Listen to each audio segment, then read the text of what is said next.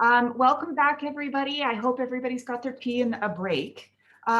So what I'd like to do is get this next session started, and let me introduce to you Tony Vladusich. Did I say it correctly? Yeah, great. Excellent. And Tony, you are on the Sunshine Coast of Australia, and let me tell you a little bit about him. Before switching to software development in 2016, Tony worked as a computational neuroscientist in Australia, Europe, and the United States at both Boston University and Brandeis University, researching the computational foundations of human color perception.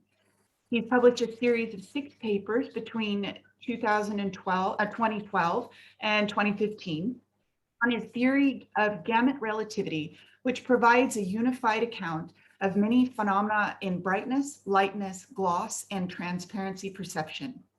In his talk, Colors 1, a photo editing app based on human color vision, he will discuss his new app for the Apple ecosystem that represents an extension of the central ideas of gamut relativity to the perceptual dimensions underlying lightness, hue, and saturation perception.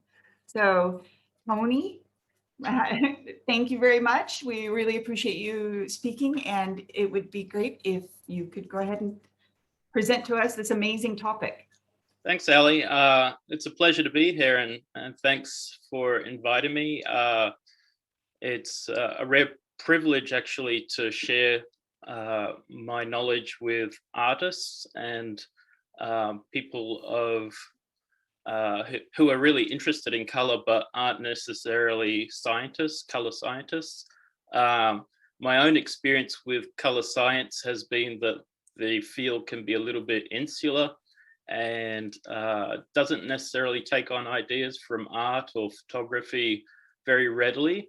So I hope that this talk might actually provoke or facilitate some future interactions between myself and some of the artists out there. So I'll begin by showing a short video of that summarizes what the app is about. And it's actually a video that I created as a submission to the SIGGRAPH conference this year in America. SIGGRAPH is it's short for Special Interest Group in Graphics. It's a very big, famous and important conference in the graphics field. And I learned this year that they have a section called Appy Hour. So a little pun on the traditional happy hour, I suppose, where we can submit apps that introduce some concept of graphics into the literature that can be displayed and shown to users. So that's what I've done. I've gone and submitted the app for that. I'm now going to share my screen and I'll play this video. It goes for 2 minutes.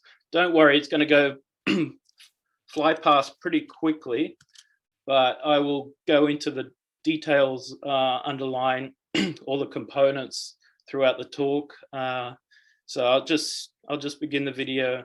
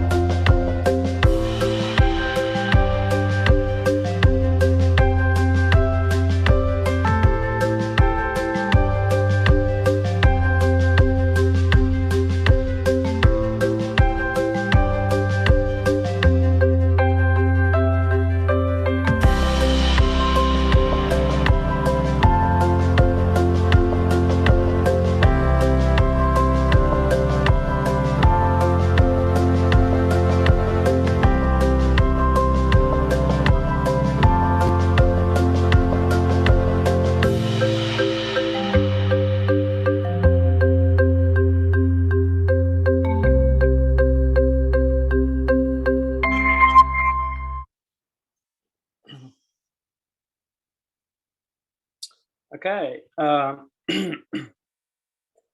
so what's that all about? Well, the idea for the Colors One app actually grew out of research that I did on human color perception. And that research was based on the idea that we can model mathematically the processes that give rise to color perception in the brain using computer algorithms.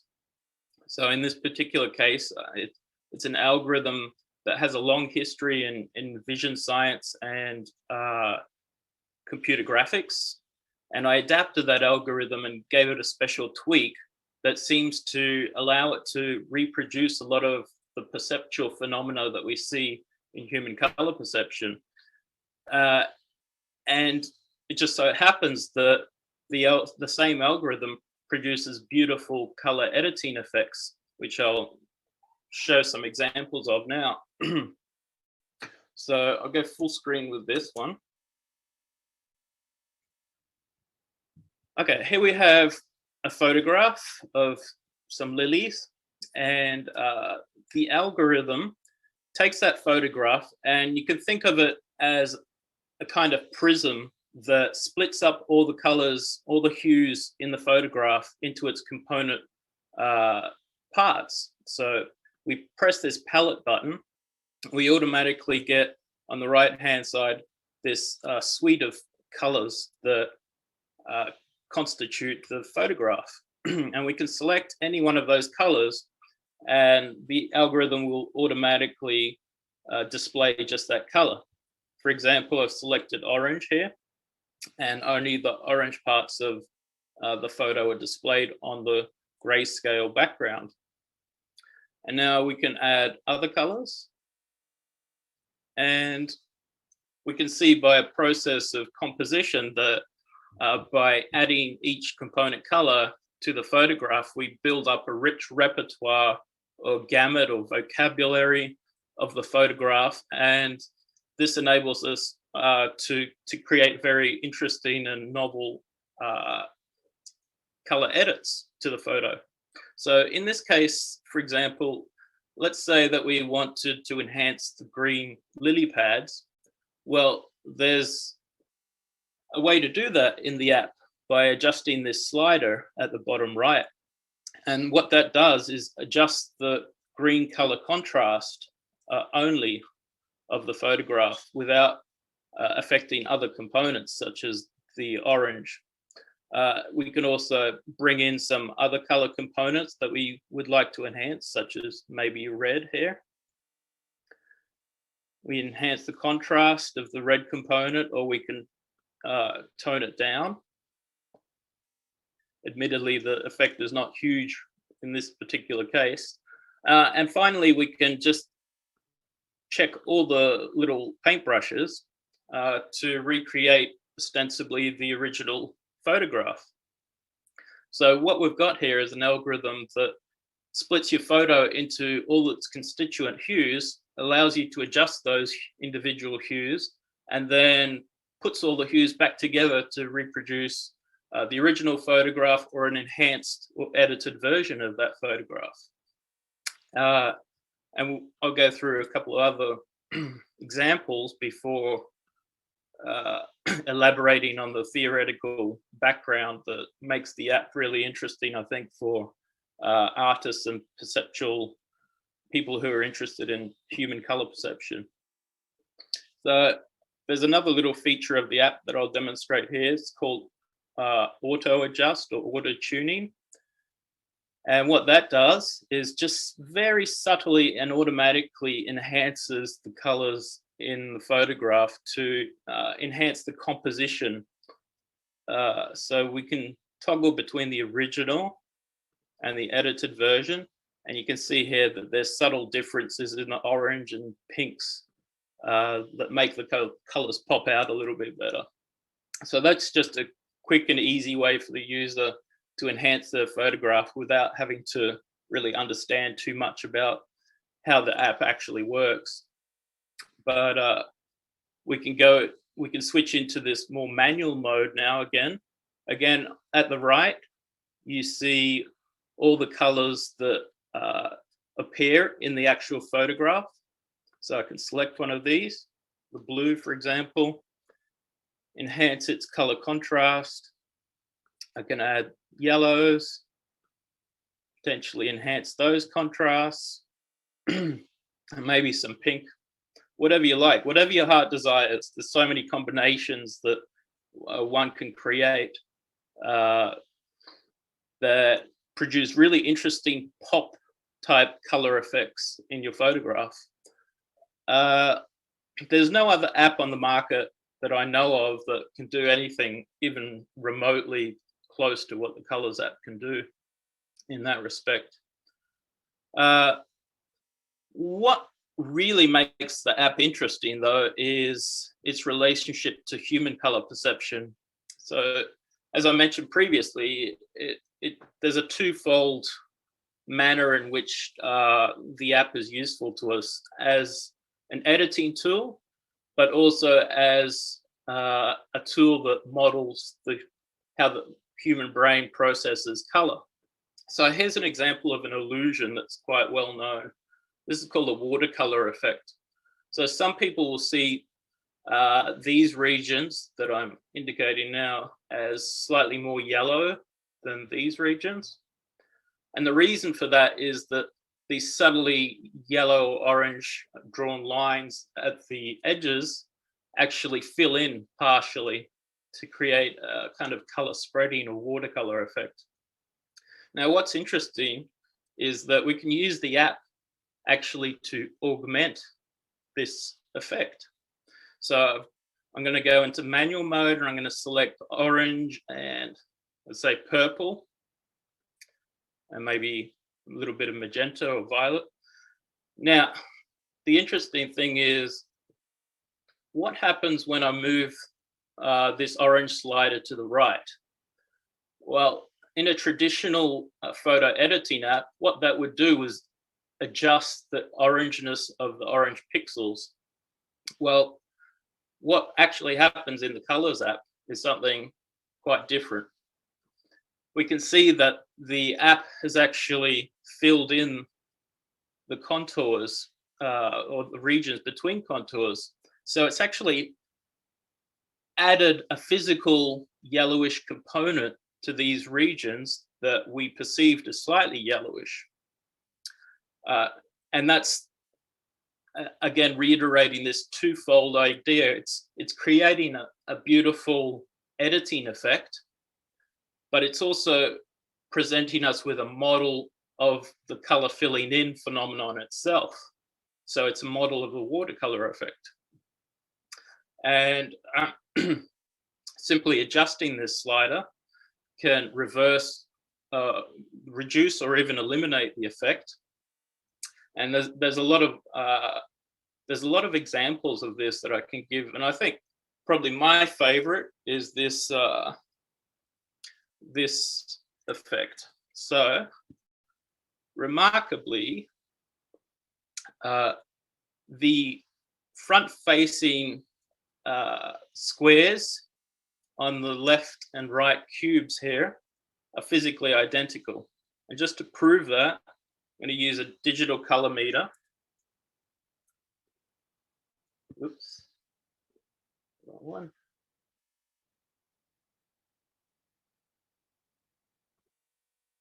Okay.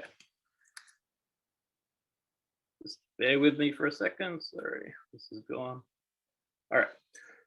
Okay, so we can prove that by just inspecting the pixel color at any given point in this image. So here we can see that this pixel that appears white to us is actually slightly bluish. The RGB values are 122, 137, and 177. And that's identical to this pixel over here that actually does appear blue. A similar story for the pixel here that appears brown. That's 125, 86, and 36. And that's physically identical to pixel over here, 125, 87, 36.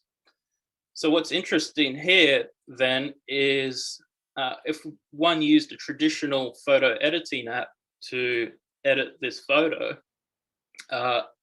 it can only ever edit pixels that are identical in an identical fashion, because it's not sensitive to the way that we perceive colors, which is based on the context in which the pixel color appears. So the difference is exemplified if I now edit this this illusion with the colors app. So I've got some orange and I've got some blue there now. Now I'm going to enhance the blue, and I'm going to enhance the orange. Now, if we inspect this image now with the color meter again, we'll see that the blue perceived color has been enhanced tremendously. So the RGB triplet now reads 79, 123, and 236. Whereas on this cube, it hasn't changed anywhere near as much. So the color that the pixel color that we actually perceive as blue has been far more affected by the algorithm than the pixel color that we perceive as whitish. And the same is true of the orange and brown regions. In this case, the orange has been significantly enhanced, whereas the brown is a lot less affected by the edit. So that's the idea behind the app in terms of it being a perceptual color editor rather than a pixel-based color editor, which I think is a revolutionary concept as far as I know. Now, how are we going for time? I still got quite a bit of time then. Yes, you're good to go, Tony. Okay. So what I might do at this stage is take you through a couple more examples of ways that the app can be used to edit photos artistically. And then I'll finish with just showing the video again. So now that you have the context of, for watching that video, I think it'll be a lot more, lot easier to understand what the video is actually about. So let me just demonstrate how the app works with a face image, because that's obviously particularly relevant to this generation. I won't say of narcissists, but young people who tend to take a lot of selfies, and obviously they want to edit those selfies and make themselves look prettier or whatever. And so it's particularly germane to that particular audience.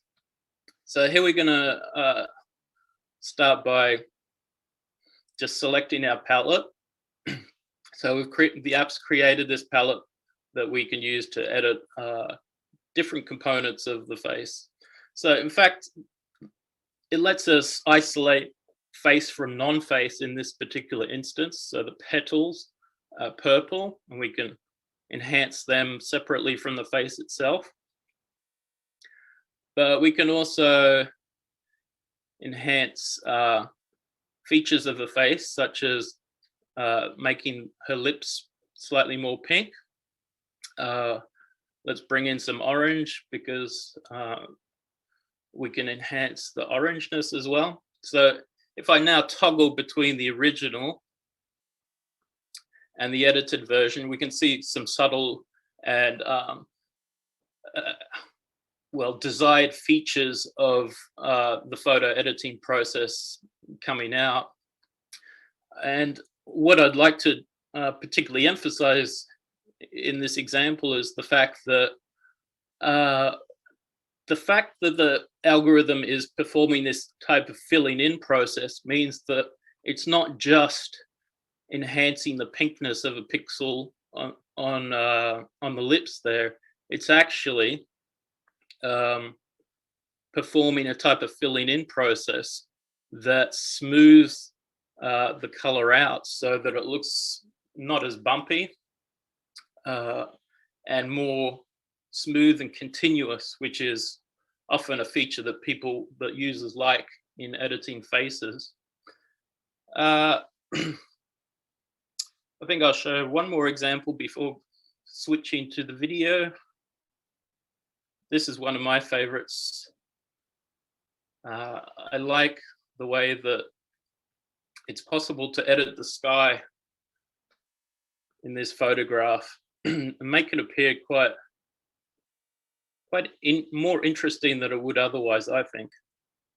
For example, I'll add some blue, some chartreuse, so that the background gardens pop out a little bit. And then maybe a little bit of red. Of course, it's entirely up to the artistic intent as to what combination of colors you'd like to apply in any given case, and how much of the contrast you'd like to apply for each of those individual colors. I personally like the emphasis on the sky in this particular example. For me, it brings the eye of the user up to the most interesting part of the photo. But yeah, as I said, it's a matter of taste, and there's a lot of scope for supporting or entertaining different tastes from different people. So what might be one more interesting feature to examine here is the technical element. I'll just select this photo. It doesn't matter which one I choose to demonstrate this feature of the app. But it's important to understand that to build an algorithm that works on a mobile phone or an iPad or a Mac, it needs to be extremely efficient, and it needs to work quickly. Those two things to support simultaneously is extremely difficult and requires some subtle gymnastics in terms of managing the memory of the computer. So what we do in the app is actually process a low resolution version of the photo and allow the user to scale up to a higher resolution if they wish. So for example, if you wanted to print out a high resolution print and the photo supported that possibility, then it's possible to do that. And in this case, we've successfully been able to, or not, making a liar of me. I think that worked now. So if I select that button again, we see that the resolution is switched to high, which is roughly 2000 by 2000 pixels instead of the standard 1000 by 1000. So the app then enables the user to zoom in on regions of interest and to then add color as they see fit at that higher resolution and examine how it might look at that higher resolution. If at any point the app decides that too much memory is being used, it will automatically switch to a lower resolution to make sure that the app doesn't crash. Okay, so I think that pretty much wraps up the demo of the app itself. I think I'll just show the video one more time, and then I'll end the talk at that point. So where's my video?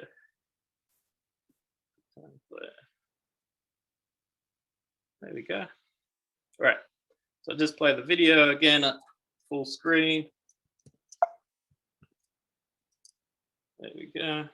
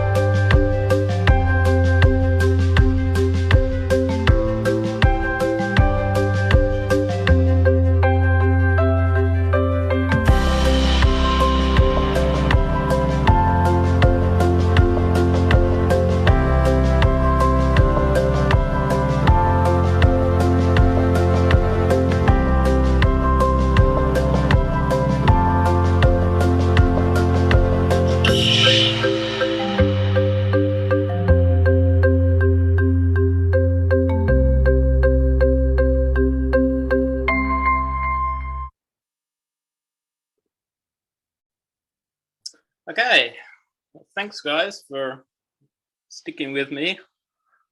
I know that was a lot to get through. No, fantastic. You've got quite a few questions for the Q&A later. So I gotta say, it's really disconcerting to give a talk into a void like that. I've never done that before. And it's, hello, is anyone there? Sort of. Oh, trust me, they're there. Right. Wonderful. Well, it's what I'll do is thank you for that presentation. That was very interesting. I have my own questions later, and what we'll do is we'll ask you to hang around for the Q&A, which is in 30 minutes. And I was just looking. Yes, I see our next speaker is there, and let me introduce our next speaker to you, and you guys hang around for the Q&A that starts at in 30 minutes. And our next speaker is David Coles. David Coles is the founder and managing director of the Langridge Art Colors in Melbourne and author of Chromatopia, an illustrated history of color. David studied fine art painting at Bristol in the UK and then worked in London for the renowned art materials supplier Cornelissen and Sons and Roberson and Company. He arrived in Australia in 1990 on a holiday and 2 years later founded Langridge, now one of the world's most respected makers of artist oil paint. David's presentation, Response to Demand, Color Makers' Ongoing Dialogue with Artists, will discuss the impact on contemporary color perception of digital devices, the resulting demands from artists for paints having equivalent colors, and how paint makers respond to these demands. So David, are you there? I see you. Oh, okay. Now, can you hear me?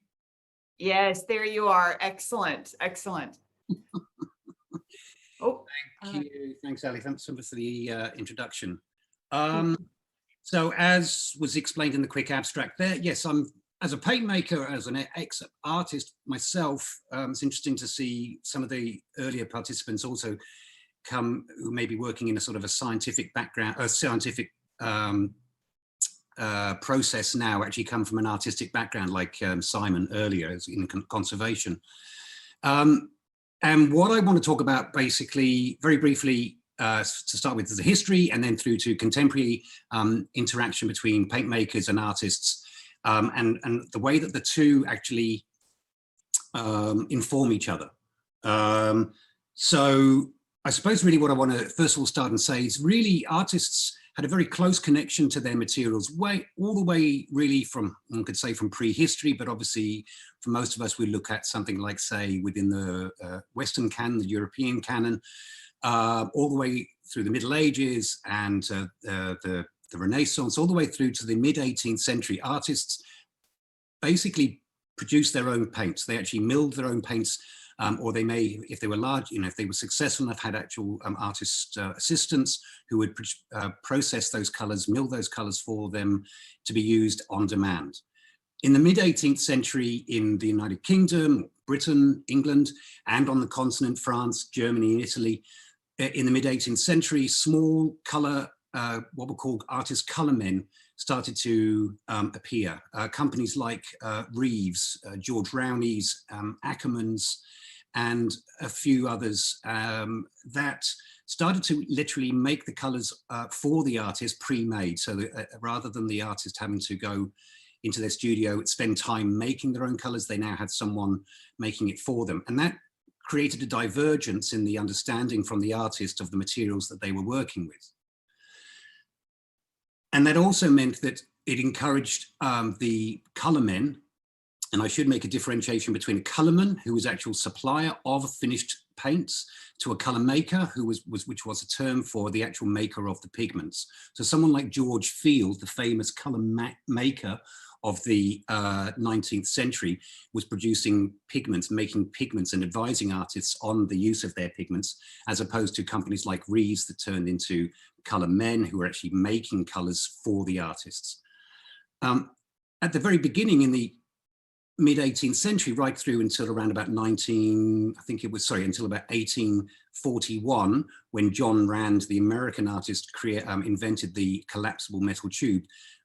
Before that, all paints were basically stored in pig's bladders, cleaned pig's bladders, small little kind of balls with the paint inside, which could be extracted by piercing, squeezing out, and then replacing the pin. The biggest problem with those was that they were also very fragile, and generally artists didn't really enjoy using them, and they were using paints to be applied within the first sort of 3 to 7 days. It meant that artists were selecting their colors on their longevity, if you like. They were using them because these materials were being used in a very direct way. But as the color men entered the field, they started working more closely with scientists, people from, say, the new institutes that were being set up, like the British Society, for which George Field was a founding member, and using these scientific discoveries to introduce new pigments into the marketplace.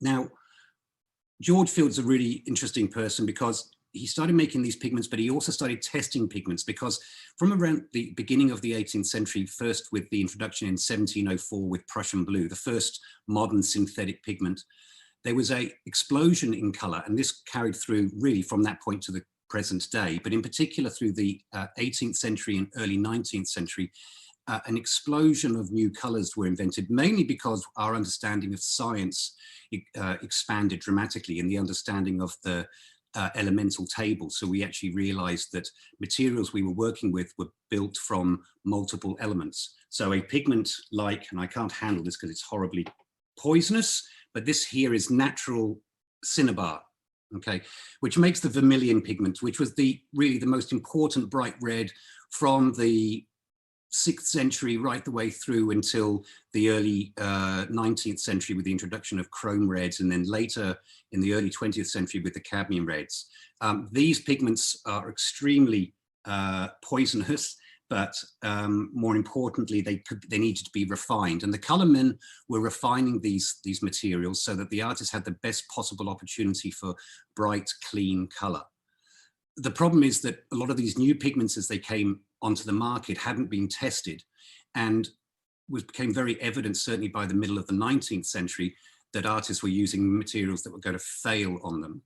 And so there was a beginning, we had an interaction between the artists and the colormen, again, asking the artists requesting to have permanence and testing done to make sure that the materials they were working with were going to last stand the test of time. And George Field was incredibly important in regards to testing materials, pigments that were being provided, and telling artists quite often, don't use it. The famous exchanges between Field and J.M.W. Turner.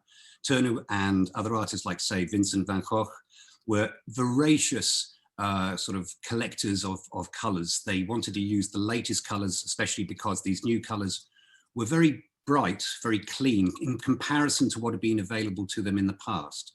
If we look at the palette from the 19th century, and in particular, obviously in the later 19th century with the Impressionists, and you compare that to what was available in colors to a Renaissance artist, the difference is staggering.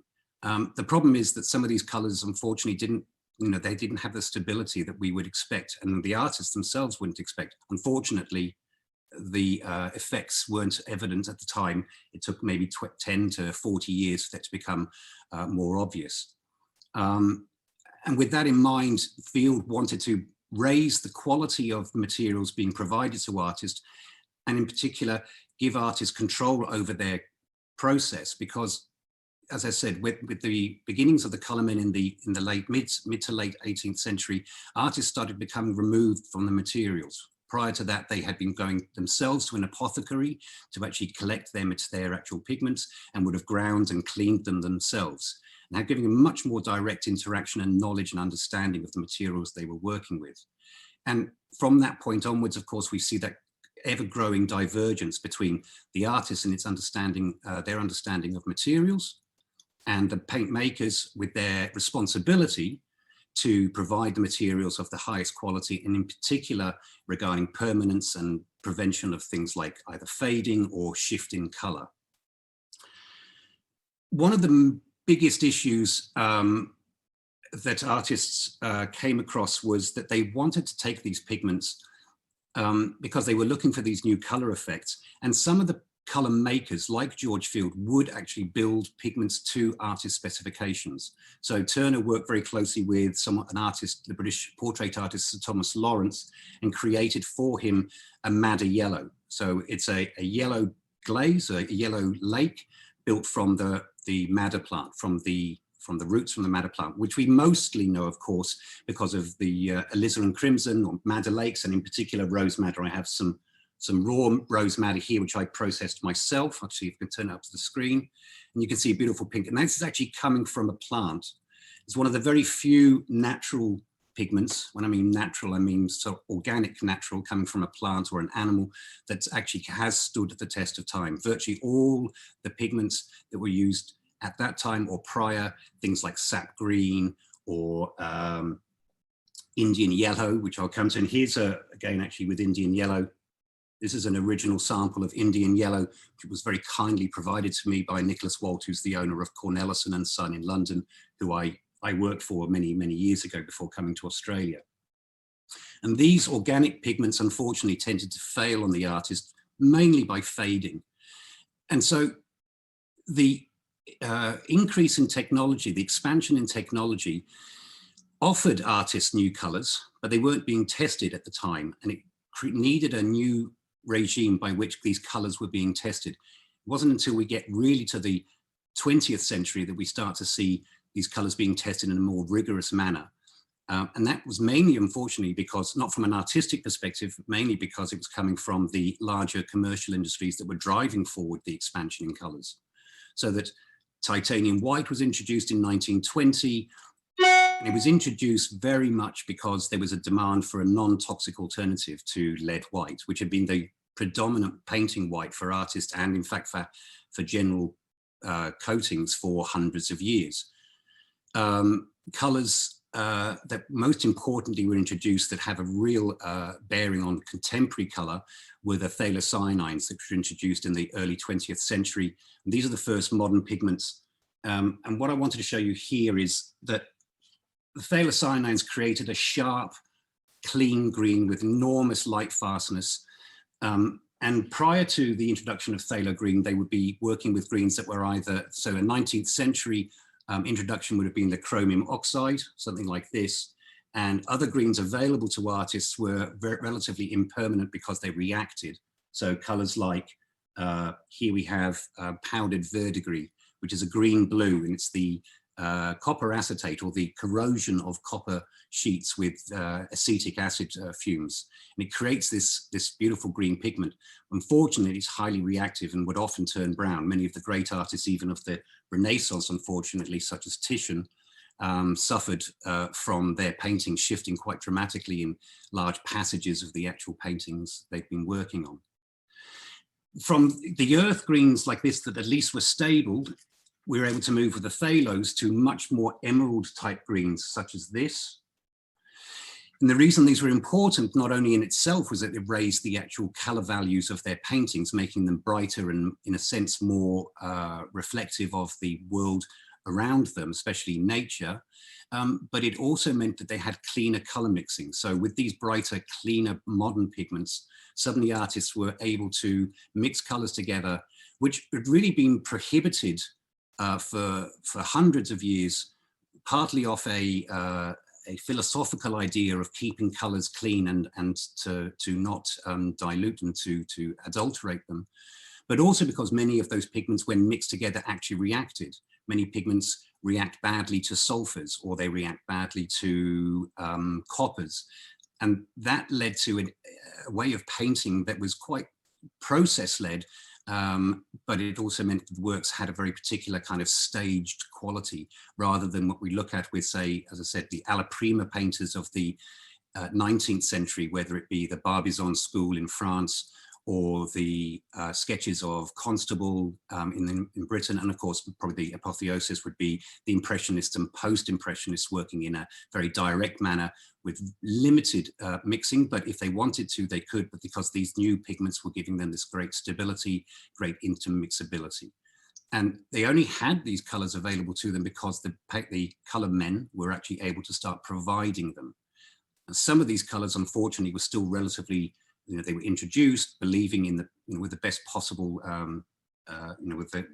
in good faith, they believed that these colors were going to be stable, but again, often were found to fail after a relatively short period of time.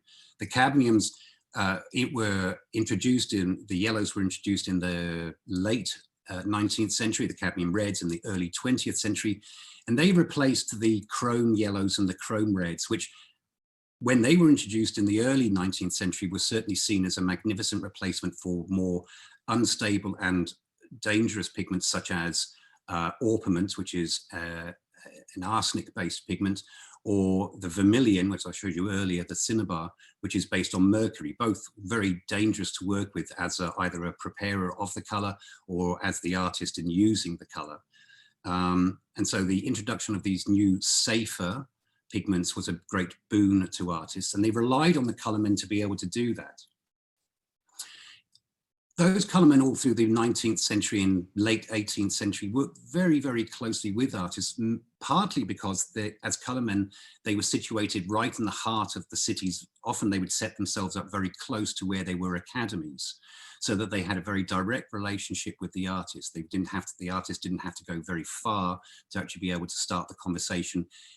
And within that, the artists were requesting very specific demands of the colormen, of the paint makers, of their paints. And the colormen were making almost completely to order. So artists would come in and ask for a paint to be maybe more fluid than would be standard, because they preferred an easier brushability, or they would also create some extra transparency. Some artists wanted their paint to be stiffer, and that could be achieved, and the paint makers would do that for them. So you can see that there's a very direct conversation going on between colorman, paint maker, I'll continue now to use the word paint maker or I'll confuse myself, and the artist. But that was partly because of the relatively small scale of the industry. Of course, once we get into the late 19th century and then the 20th century, the take-up of making art, of painting, exploded, especially for the leisure classes. And so these paint makers became much bigger concerns and became much more difficult for them to have these more intimate conversations with artists. It's a natural conclusion, unfortunately, of the scale at which a lot of paint makers are working at. Ourselves included, over the last 3 years, we've personally had an incredible increase in demand. And it's certainly, for me, put a lot of demands on me to make sure that this is all working, and taking a little bit of time away from my interaction, my conversations with artists.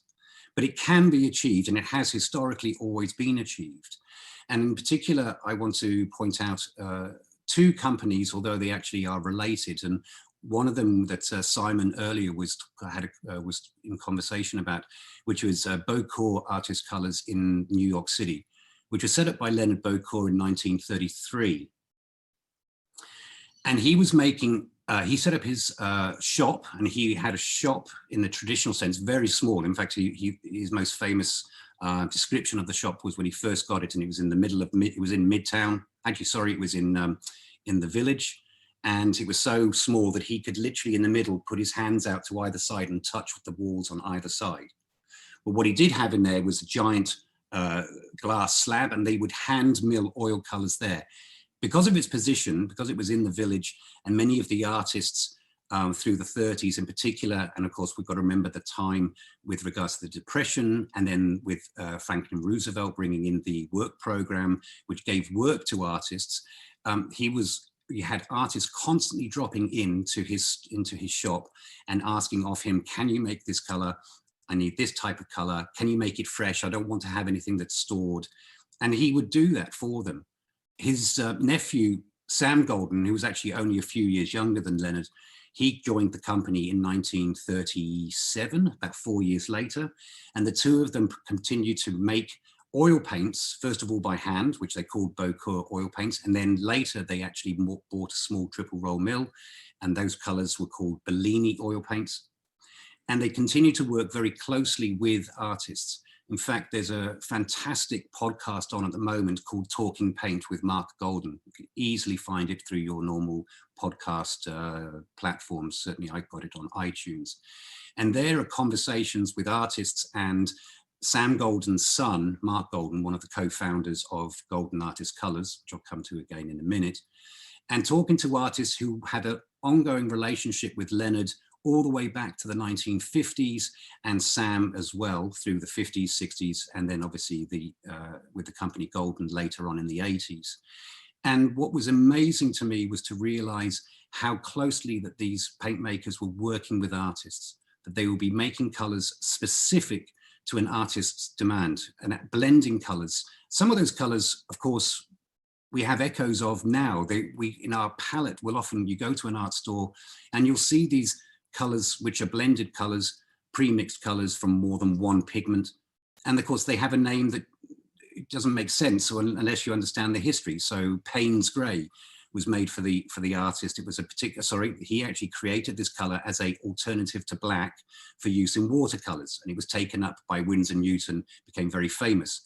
Davy's Gray was a gray based on slate that was specifically made for the artist, I've forgotten his first name, Davy. And with Golden colors, they created the moment, they have a color called Jenkins Green, which was built specifically for the artist Paul Jenkins, the American post-war abstract expressionist and post-painterly artist who wanted this particular green. So it seems like a lot of work for a paint maker to step aside from their normal production to actually make a specific color for one artist, but they would do it. And to be honest with you, so do we. We have to set minimum quantities, so we're not selling one 40mm tube, unfortunately, to an artist made to specification, but we can make colors to demand. And this ongoing dialogue has led me to learn a lot about what artists are looking for right now. And in particular, it pushed me in the last 5 to 10 years to look at our color palette. I'm in an enviable position because the company is so new in a sense compared to a lot of the great paint makers in the world, such as your Winsor Newtons, who have been doing this for 150, 100 plus years. And they have a range of colors now, which is very difficult for them to drop, and it's very difficult for them to introduce new colors. I started from scratch and started with 36 original colors. We're up to 72 now. But one of the things happened in the last few years was realizing that artists were demanding colors that related very closely to something that was non-natural, colors that in particular were being informed by the digital world, by screens, by light. So in other words, by RGB type colors, as opposed to physical colors, which are constructed and are actually absorbing and reflecting light. They're not obviously being created purely by energy, but by light waves. And so it's very difficult to sometimes explain to artists that we can't produce a fluorescent pigment. We can make a paint, but it won't last. And when you see the fluorescents, which were introduced in the 1940s, and they were introduced originally for safety equipment, and were incredibly important for use during the Second World War for life vests with the Navy. And of course, artists have been drawn to these new colors in the 60s, in particular with the beginning of psychedelia. And they wanted to use these colors. And when you see them, I mean, this is kind of the irony here. I'm going to be showing you a color that's, I don't know if you can see, fluorescence. Let's see if I can do it again here. When you see fluorescent yellows, and unfortunately, they're actually far more fluorescent in real life than they are via the digital screen. That's the irony. We're talking about, artists drawing upon the idea of these brighter, more saturated, more light-filled colors that seem to self-generate color. But these colors are incredibly popular.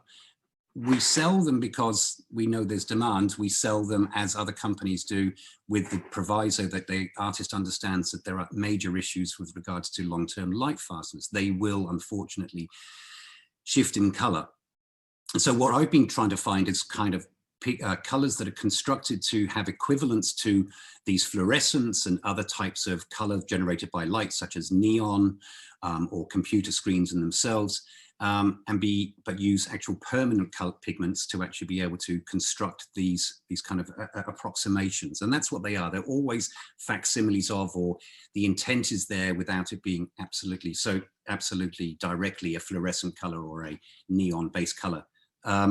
We introduced a couple of years ago a color called video green, which hopefully you can see here is quite high in its chroma. It's very high in its chroma. Again, what I can see in real life and what can be picked up on the camera, unfortunately, are quite different. It looks actually brighter in real life than it is on the screen. It's partly because, of course, the lens on the camera here is trying to adjust across the whole area. Again, another color we introduced was a neon orange, which actually can be a bit confusing because the British use the term neon for fluoros, and we're talking about neon light. So there's no fluorescent pigment in here. It's a permanent use of a mixture of two permanent pigments to be able to create these kind of fluorescent colors. And we also have some other pigment colors, such as our brilliant magenta, which is meant to replicate plastic. And these colors are being demanded more and more by artists because the way that, of course, we perceive and interact with the world is less natural and far more synthetic than it ever used to be. And of course, by its very nature, it becomes the theme and the subject of what artists are painting and informs the color palette by which they're working with. What we're doing by providing these pre-mixed colors, which of course artists themselves could mix themselves. So they're sometimes sneeringly called convenience colors. Basically, the idea is that by creating these colors, artists have a launching point to be able to adjust as they want to, plus also making them on the triple roll mill, which you can see behind me, we can actually more intimately disperse those pigments than an artist could ever do actually on the palette. So they do have a particular vibrance built around the nature of how we actually manufacture it. All of these pigments that we're introducing have been tried and tested, because the regime in the last 50 years, in particular with the introduction of the ASTM model, by which these materials are tested to certain standards, and a light fastness rating has been introduced from 1 down to 5, and it sort of has replaced to a certain extent the old blue wool scale, which again was another way of testing the permanence of colors, although that was more related to dyes for the textile industry. And these regimes, these testing methods, have given us a lot more security in the way that we're able to introduce colors, pigments into the field. But we're always learning new things. We've recently, unfortunately, discovered over the last 20 years that there have been issues with zinc oxide in regards to its permanence in oil painting. And we've actually had to remove its inclusion in a few of the colors we actually used to have it in. Zinc oxide is a beautiful painting white and a little bit more delicate than titanium white, and doesn't have the issues that people are very concerned about with lead white. But unfortunately, as I said, zinc white now seems to have some major issues in the actual mechanical structure of the painting. And so we do still offer it, as many paint makers do, but we offer it on its own. We don't put it into pre-made colors, into blended colors. And for all of that, for that reason, we want to give artists a choice, but we want to be able to give them the information so they have the powers back in their hands. Paint makers have definitely picked up their game in the last 50 years. During the 50s and 60s and 70s, there was very limited information available from the manufacturers to artists. And the demands from artists in regards to, because they've because of the internet in particular and the sharing of information, have become far more aware of what they should be looking for. So now we find that paint makers very much it's important that they actually provide the pigment description, what pigments are being used in that paint, what the binding medium is, what the permanence of that material, finished material is, because the artist is demanding that of them, and rightly so, because art materials are not cheap, and many artists, in particular professional practice artists, are not making enormous amounts of money. So it's a massive output as a percentage of their income. So we don't want to see that relationship fail due to our negligence. And all paint makers of any note, will be doing exactly the same thing. The fact is that we continue to work with artists because of this relationship of listening to them, and we want to educate them as well by the same token. Now, paint makers have also been at the forefront of introducing new materials that artists would never have been aware of, often because the paint makers themselves were given very early samples of materials. And the most probably the most famous, the most important new painting media in 500 years was the introduction of acrylic paints in 1950s. Leonard Beaucourt and his nephew Sam Golden had a visit at their Manhattan shop from a gentleman from Roman Haas, who had just produced this new treacly clear acrylic resin. And it was an acrylic resin dissolved in a solvent, basically like a white spirit, a petroleum distillate. And the resin would look something very much like, this is a sort of a modern version of the material they were showing. This is called, this is called Paraloid B67. It's still used. Can you see that? I hope you can see that. They're little kind of like little grains of, like salt grains, like when you buy rock salt. And these were dissolved in solvent, in white spirit, a petroleum distillate, to create a liquid. And then they are pigmented. We add the pigment to it, and we create a paint. This paint was called Magna. That was how it was introduced. And it was the world's first acrylic paint being introduced. But it had a downside, the downside being that, like a watercolor, it can always be re-wetted. And so a particular painting technique had to be introduced. The reason why it never really took off was that it couldn't be used in the same way as artists were using their oil paints. In other words, multiple layers of paint without having to worry about the layer underneath being disturbed. David, 2 minutes. Sorry to interrupt. Okay, that's cool. Okay. But artists did, when it was introduced, when it was shown to certain artists, basically in particular the post-painterly abstract artists of the New York school, artists like Morris Lewis, for Helen Frankenthaler, who else would I think of? Oh, Kenneth Noland. And then later pop artists like Roy Lichtenstein, they loved it for the purity of the color and the fact that it actually stained into the canvas. It wasn't a layer sitting on the top. So the conversation between paint maker and artist there is slightly top down. But once it was realized the opportunities with it, it was taken up with great alacrity by artists who could actually make use of it. It wasn't until the waterborne acrylics came in about 10 years later that suddenly the world completely changed. And again, as Simon was explaining earlier, you know, we now know that acrylics are extremely stable paint. We're still learning a lot about them, but it opened up the opportunity for a painting style that was similar to oil painting, but without the issues of solvents and the drying rates. I think I've kind of covered as much as I can, and I think a lot will come up, I'm hoping, through some Q&As.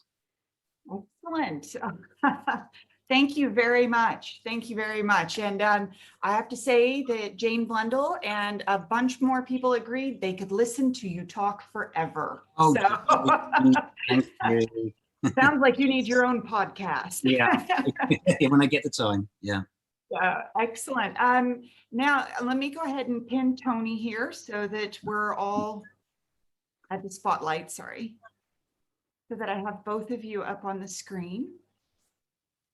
And if that's all right, we'll start our Q&A here. I can see, all right, you're both pinned. Now, I'll start with the questions that came in earlier for Tony. And then I have to say that the beautiful juxtaposition between what we saw that was super digital and then into what we're talking about with this, with the paint was fantastic. So, so I'm going to ask some questions. So first question is from Paul Martin. Hi, Tony. Long time no see. This is very interesting. Can I hazard a guess that your algorithm is related to Land/Retinics? Or am I way off mark? Retinics. Retinics. Now, hi, Paul. Yeah, it has been a long time. Probably when I was doing my PhD at ANU, maybe was the last time we interacted. I think that was almost 20 years ago. So to answer your question, though, yes, everything's related to Land and Retinics, isn't it? But if you want to build a model. So yeah, for the other people who might not be as familiar with the background here, Edwin Land was the inventor of the Polaroid camera. And he, amongst other things, created probably the first what we call computational theory of color perception, which is that he tried to write down an algorithm by which humans actually perceive color. And to some extent, he was successful, but to a larger extent, he was not. And although he was unsuccessful per se, his research and ideas have really grounded the entire field for the last 40 or 50 years. So to answer Paul's question, yes, the app is built on the foundations laid by Retnex's theory. The idea behind Retnex is that the human visualizes the gradient of an image in various color channels. In Land's application, it was the RGB pixel channels that we're all familiar with. So there's two main ways in which my algorithm differs from Retnex's theory. One is that it's operating on all these hue dimensions rather than on the RGB pixel dimensions. And the second main way in which it differs is the idea behind Retnex's theory was that the human visual system discounts the illuminant. That is, we disregard the illumination color when trying to consider the actual color of an object. And 30 or 40 years of research has shown that this is demonstrably false, and the human visual system does actually calculate or take into account the color of the illumination, but it doesn't disregard it or get rid of it completely. So in his theory, the gradient field would be thresholded at some level, which would, by the assumption that illumination changes are very spatially slow compared to reflectance changes in the environment, that is, changes in the color of objects that are aligned next to each other. Well, that assumption is simply false as well. Illumination gradients can be very sharp, they can be shallow, and object gradients, the reflectance gradients, can be very smooth, and textured objects are an excellent example of that. So the idea behind my twist to that story was, well, it's pretty clear from illusions like the watercolor effect and the Craik-Cornsweet-O'Brien illusion that the visual system fills in from the primary gradients in the field. So the idea was to alter the magnitude of the gradients in the field. So you could either enhance the magnitude or decrease the magnitude. And in that way, I discovered, I wasn't expecting a lot out of it, but when I programmed my computer to do it, it just immediately popped out illusions like the Coke and watercolor just happened. And I was quite stunned by that revelation. And so to summarize, yes, it is very closely related to Retnex's theory. Excellent. And so we have a quick question from Jane. Is this app available for the Mac computer or just iPhones or iPads? Yes, it's available for Macs as well. Okay, excellent. That was a lot. That was a lot easier to answer. Yeah. So there's a couple more questions about the app here that came in while you were talking. Can the app produce a transparent image at the end? Yep. I think you also missed one, Ali. Can this app be used with any image file type? Oh, that was next in my list. Sorry. Oh, sorry. So I'm actually not sure what that transparency is actually referring to. So if we could get some clarification on what they mean by transparent image, then I could probably answer it better. But okay, well, I was going to say, Kate Smith, if you can clarify, we'll ask him that question. But what about the image file type? Yes, so it will process JPEG, PNG, and RAW files. So the three most common file types that you would use in photo editing. Fantastic. Now, just an update that came through on the chat so that people, to clarify, because some people aren't reading the chat, is that Janelle said she couldn't find Talking Art with Mark Golden podcast, but It's actually called Paint Stories with Mark Golden, just so everybody knows that. So I'm not correcting you, David. It's the other David brought that up, just so people know in case they want to find that, because it sounds intriguing. So I seriously recommend people listen to it. It's great fun. Okay, excellent, excellent. And we're waiting for your podcast next. So now, a quick question for David. Chris Stiles, sorry. Is there a minimum volume / quantity for custom colors? Okay, yeah, there is. I'm for 8 liters. 8 liters.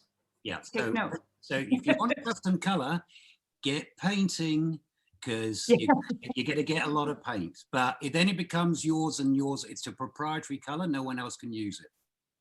Oh, fantastic. That's interesting to know. Yeah. Let me see here. Now, Anna Maria says, thank you for your insightful account of the origins and making of artist pigments and paints. With the impermanence of fluorescent artist pigments, how do you predict the restoration of these will be approached in years to come?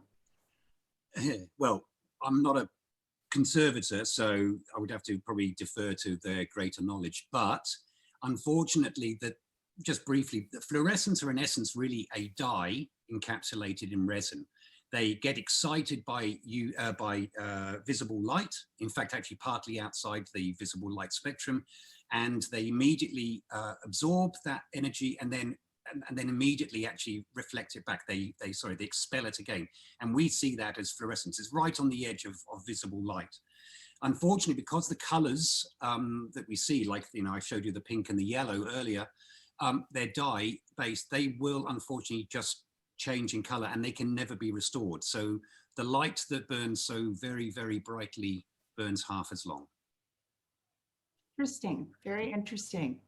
Okay, all right. And you guys, I'm trying to get through all your questions. You've got a lot of great ones here, and I have a few of my own. So let me see, I'm going through here. Ron Francis wants to know, David, are you familiar with discussions at George O. Hanlon's Facebook group about mixes that include titanium darkening on drying? If so, do you have any thoughts about the mechanism behind it? Hey, Ron, I haven't spoken to you for a while. Yes, no, I am aware of. I certainly continuously pop in on forums and some sites where there are these ongoing discussions. Again, titanium dioxide is being observed. The biggest problem, which I didn't mention in regards to contemporary pigment supply, is I did sort of touch on the fact that it's been driven by larger commercial concerns than artists. I mean, pigments were never were, and really never, certainly now, are produced for artists. They're produced for much larger concerns such as surface coatings, house paints, for plastics, and those types of materials. And many pigments are treated. They are surface treated, and the surface, which makes them easier to disperse or mix, or maybe especially into the material they're going into, especially things like plastics. And those surface treatments can be very detrimental to an artist paint. So selection by the paint maker of a specific pigment, the way it's constructed, is highly critical. I get offered, as an example, 200 different ultramarine blues from manufacturers all over the world. And the vast majority are built for applications outside of fine art application, and the surface treatments and other material mechanisms by which they're manufactured, or the raw materials from which they're manufactured, won't stand up to future longevity. In regards to titanium, look, I'm watching it. We're all working very closely with other conservation institutes to make sure that we're doing the right thing, and I will investigate further. Absolutely. Well, fantastic. And you guys, we're pretty much out of time for the Q&A. But what I wanted to ask before both of you go, what's the one thing, if you could put in one statement before we leave, the thing that you'd like people to take away from your talk? Tony, you want to go first? I was going to say, who goes first? Or I'll go first. Okay, so the thing I've noticed after all of today in particular is it kind of does a little bit go back to what I sort of talked about this push towards artists' demand for these generated color, these colors that are built out of the digital world. All the talkers, all of the talkers today, many of the talkers today, Tony in particular, fantastic webinar there, just drives home this point that people are using the computer to create imagery now, and they then, if they want to paint, they want to use the same kind chromatic structure that they've been working with light. That's what I take away from today. Yeah, I would reiterate that, and also probably extend it to more generally wishing that artists, photographers, and color scientists would talk to each other more, and that I think all the fields can learn from each other.